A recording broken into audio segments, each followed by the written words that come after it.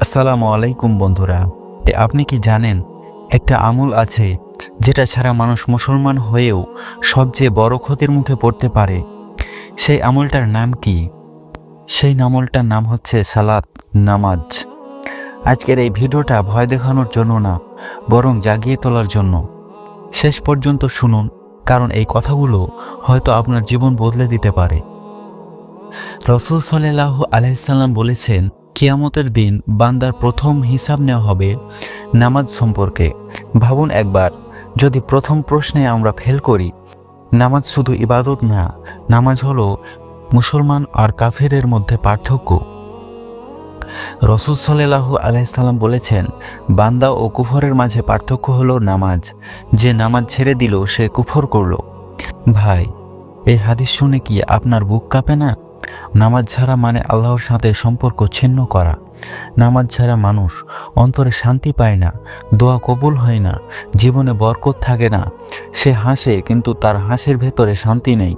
আল্লাহ বলেন, যে আমার স্মরণ থেকে মুখ ফিরিয়ে নেই তার জীবন হবে সংকীর্ণ। সূরা তহা। ভাই, কবরের অন্ধকারে যে জিনিসটা আলো হয়ে আছে সেটা হচ্ছে নামাজ। যে নামাজ ছেড়ে দিয়েছে তার কবর হয় অন্ধকার। মুনকার ও নাকিরের প্রশ্নে তার জিহ্বা আটকে যায়। সে বলবে, হে আল্লাহ, আমাকে দুনিয়াতে ফিরিয়ে দাও। কিন্তু সেই সময় আর থাকবে না।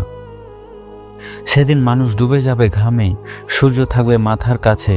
যারা নামাজ ছেড়ে দিয়েছিল তাদের উঠানো হবে ফেরাউন ও কারণদের সাথে। হ্যাঁ ভাই, আমি কিয়ামতের কথা বলছি। ভাবুন একবার, নামাজ না পড়ার কারণে কার সাথে দাঁড়াতে হবে।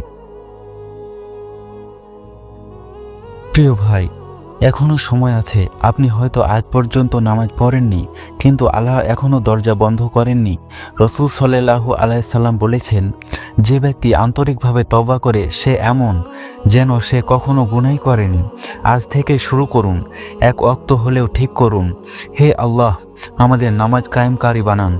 নামাজ ছাড়ার ভয়ঙ্কর পরিণতি থেকে আমাদের রক্ষা করুন। আমাদের অন্তরকে নামাজের সাথে বেঁধে দিন। আমিন।